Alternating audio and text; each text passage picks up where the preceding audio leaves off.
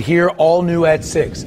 Police wanting answers after they say a local hospital had security escort a very sick man out of a hospital. Someone called 911 after finding the man collapsed just steps from the front doors. He still had medical tubes coming out of his body and ended up in the ER. Channel 2 investigative reporter Mark Winnie now live outside Piedmont Rockdale Hospital. Mark, you talked to an officer who helped rescue the man. Yeah, we went to an address where the patient had apparently lived.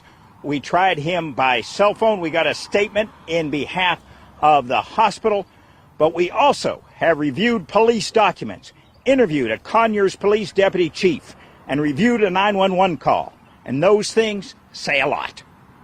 Conyers 911, where's your emergency? Hi, sir, I am leaving out this medical complex, and there is a gentleman, looks like he just came from the hospital, but he is passed out on the ground. Common sense dictates that you do not treat human beings the way that we're seeing in this particular case. He's not responding. I don't know if he's okay or what. The call came to Conyers 911. It's at the Piedmont Rockdale Hospital. From a concerned citizen. Poor guy. But probably needs an ambulance, but he's right in front of the Piedmont Rockdale emergency entrance. Says Conyers Police Deputy Chief Scott Freeman, who says he's concerned too about the circumstances of a 68-year-old man's discharge from Piedmont Rockdale Hospital Thursday based on what he and other emergency responders saw firsthand or later learned. He was clearly incoherent. Freeman says one of his officers documented that a hospital employee said the 68-year-old man had been staying at the hospital 35 days, that Medicare would no longer continue to pay for his treatment at the hospital, and that security dressed him and walked him out. The deputy chief says an officer was told the man was, as a report says, cleared as fit to leave by 2 physicians, and the hospital wanted him gone. I don't have a good feeling about it.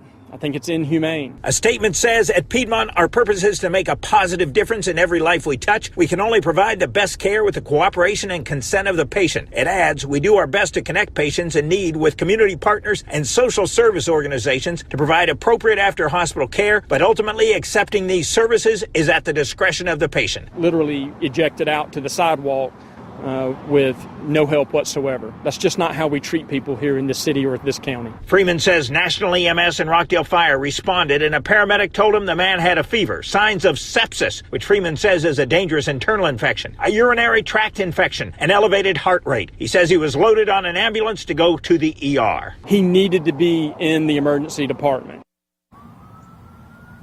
Now, Piedmont Healthcare says, unfortunately, hospitals often find themselves caring for people who cannot get into the kind of facilities that bridge the gap between hospital and home. Ronald Anderson is a diabetic and wheelchair bound. He says he's been a patient at Avalon Villa Care Center in Athens Village for the past year.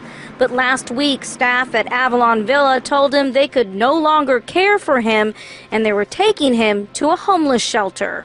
I was freaking out. I was panicking because I know from previous experience that being in the wheelchair and the condition I'm in, I can't take care of myself in a homeless shelter. Anderson was dropped off at Union Rescue Mission with no medication. They gave me no insulin, no needles, no machine to test my blood sugar. It's almost like attempted murder because you can't live. As a type 1 diabetic or type 2 diabetic, you can't live without your medication. Reverend Andy Bale says this isn't the first time the mission has had a problem with hospital dumping. In 2008, the mission set up a camera and caught several hospitals and care facilities dropping their disabled patients at the shelter, many without their consent. They are supposed to care for people until they're better, not until they're tired of them or they can't pay and then dump them on the streets. Avalon Villa Care Center released this statement. Avalon Villa Care Center adheres to the highest level of ethics and morals, and the care of our patients is our #1 priority. All care, including the discharge of patients, is conducted in compliance with all laws and regulations. However, Anderson says he never signed the discharge paperwork and told Avalon Villa he needed help getting into an assisted care facility, but he says they wouldn't listen. It's soul-crushing. I mean, dehumanizing. They don't treat people like humans there.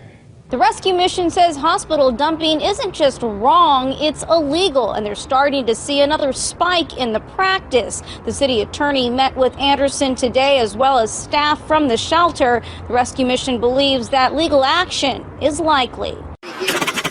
I was in a car crash, and it completely shattered my hip and pelvis.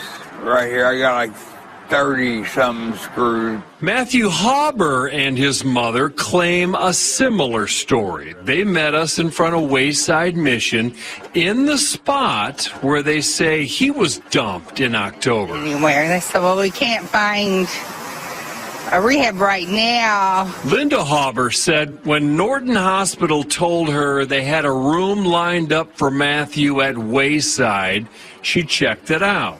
I called Wayside Christian Mission and just to confirm, and they said no. They said we can't do that. We can't. You know, they have beds and they help them find jobs and stuff, but we don't take medically needy people. We don't do that. And then she says she had a conference call with the hospital staff. the social worker said, we're going to take him to a shelter. And I said, which one? And they said, Wayside Christian Mission.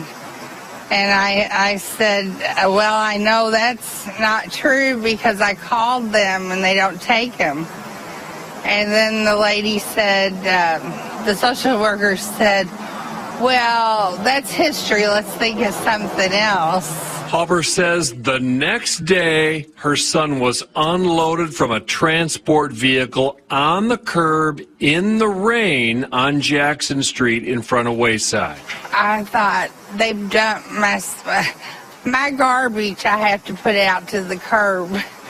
That's how they dumped my son, like garbage. Linda Hauber said she was in no shape to care for him at home, and she died after this interview.